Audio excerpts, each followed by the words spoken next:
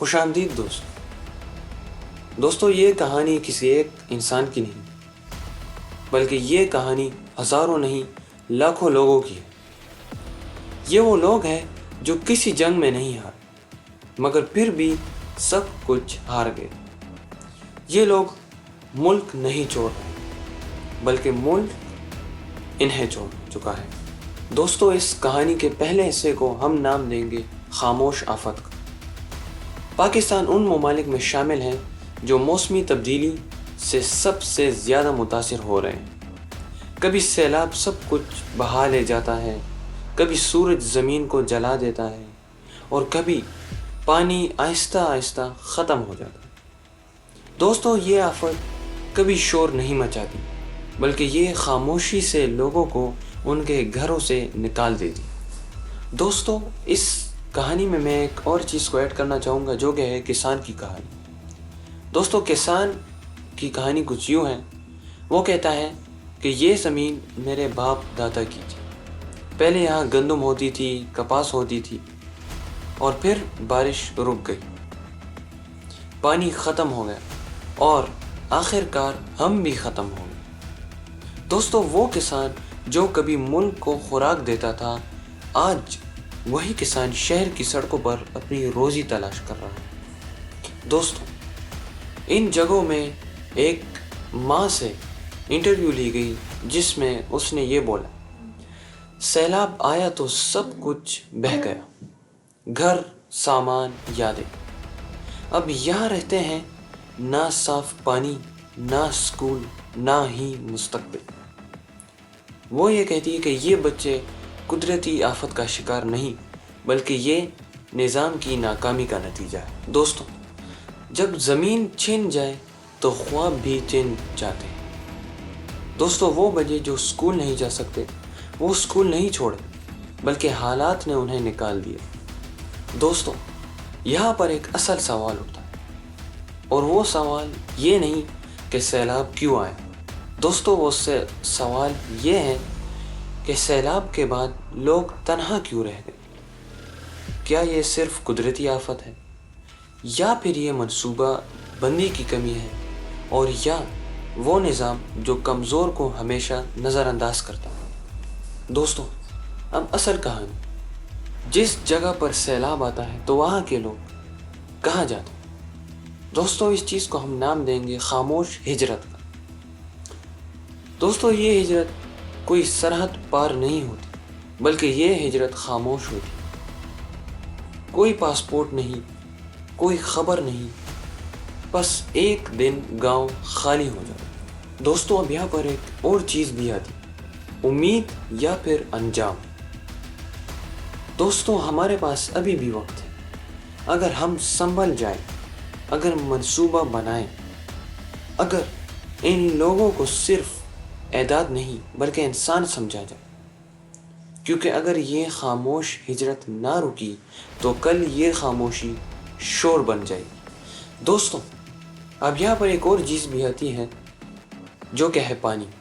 پانی زندگی ہے یا پھر ایک سزا؟ پانی جو کبھی زندگی تھا آج وہ سزا بن چکا ہے۔ یہ وہ علاقے ہیں جہاں بارش نہیں ہوتی اور اگر ہو بھی جائے تو پانی محفوظ کرنے کا کوئی نظام نہیں۔ دوستو یہاں پر ایک عورت سے انٹرویو لی گئی اور اس نے کچھ یوں کہا، ہم روز 4 گھنٹے صرف پانی لانے میں گزار دیتے ہیں، بچے پیاس سے سوتے ہیں اور ہم خاموش ہیں کیونکہ کوئی سننے والا نہیں اور نہ ہی کوئی اس چیز کے بارے میں آواز اٹھاتا ہے۔ بزرگوں کی خاموشی۔ دوستو بزرگ کہتے ہیں ہم نے یہ گاؤں بنتے دیکھا تھا، اب اسے مرتے دیکھ رہے ہیں۔ وہ یہ کہتے ہیں کہ یہ زمین ہماری ماں تھی اور اب یہ زمین ہمیں پہچاننے سے ہی انکار کر رہی ہے۔ دوستو جب زمین ساتھ چھوڑ دے تو انسان اندر سے ٹوٹ جاتا ہے۔ دوستو بہت سے گاؤں کے لوگ شہر کا خواب دیکھتے ہیں، لیکن شہر خواب ہے یا پھر ایک دھوکہ؟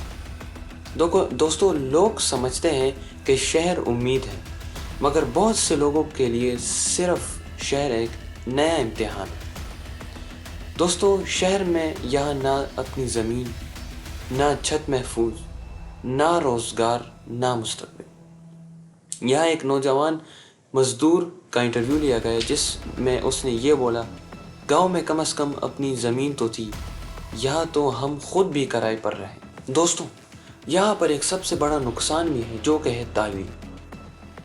دوستو جب خاندان بے گھر ہوتا ہے سب سے پہلے تعلیم قربان ہوتی۔ یہ بچے اگر آج اسکول میں ہوتے تو کل ملک کی تعمیر کر رہے ہوتے، مگر آج یہ زندہ رہنے کی جدوجہد میں۔ ان لوگوں کو خبروں میں متاثر افراد کا نام دیا جاتا ہے، رپورٹس میں انہیں نمبر بنا دیا جاتا ہے کہ کتنے نمبر، 12 نمبر، 15 نمبر افراد متاثر ہوئے، انہیں نمبر بنا دیا جاتا ہے، مگر حقیقت میں یہ لوگ ماں باپ ہیں، بچے ہیں اور خواب ہیں۔ دوستو اگر ہم نے آواز نہ اٹھائی، اگر کچھ نہ بولا تو کیا ہو؟ دوستو اگر ہم نے آج کچھ نہ کیا تو یہ مسئلہ صرف دیہات تک محدود نہیں رہے گا۔ دوستو اس مسئلے میں شہر بھی دباؤ میں آئے، بے روزگاری بڑھ جائے گی اور جرائم بھی بڑھ جائے گی، اور پھر ہم سب پوچھیں گے یہ سب کیسے ہو گیا؟ دوستو یہاں پر ایک اور سوال اٹھتا ہے کہ کیا اس چیز کا حل ابھی بھی ممکن ہے؟ تو جی ہاں، بالکل، لیکن اگر ہم لوگ مل کر کوشش کریں تب۔ دوستو یہ چیز کا حل موجود ہے، پانی محفوظ کیا جا سکتا ہے، کھیتی کے نئے طریقے اپنائے جا سکتے ہیں، لوگوں کو ان کے گھروں میں ہی روزگار دیا جا سکتا ہے، کیونکہ آج کل ٹیکنالوجی کا دور ہے اور یہ ساری چیزیں آسان ہو چکی ہیں۔ لیکن ان کاموں کو کرنے کے لیے صرف 2 چیزیں چاہیے، ایک نیت اور دوسرا انسان کو انسان سمجھنے کی سوچ۔ دوستو یہ خاموش ہجرت ابھی بھی رک سکتی ہے اگر ہم سنیں، اگر ہم بولیں اور اگر ہم بدلیں، کیونکہ یہ لوگ کہیں اور نہیں جا رہے، یہ ہمارے درمیان ہی آ رہے ہیں۔ اور دوستو اگر آج یہ کہانی کسی اور کی ہے، کل یہ کہانی ہماری بھی ہو سکتی، لیکن سوال یہ ہے کہ کیا ہم وقت پر جاگیں گے اور یا ہمیں اسی طرح کی ایک اور ڈاکیومنٹری ویڈیو بھی بنانی پڑی۔ دوستو اگر آپ نے ہمارے چینل کو سبسکرائب نہیں کیا تو جلدی سے جا کر سبسکرائب کر لیں۔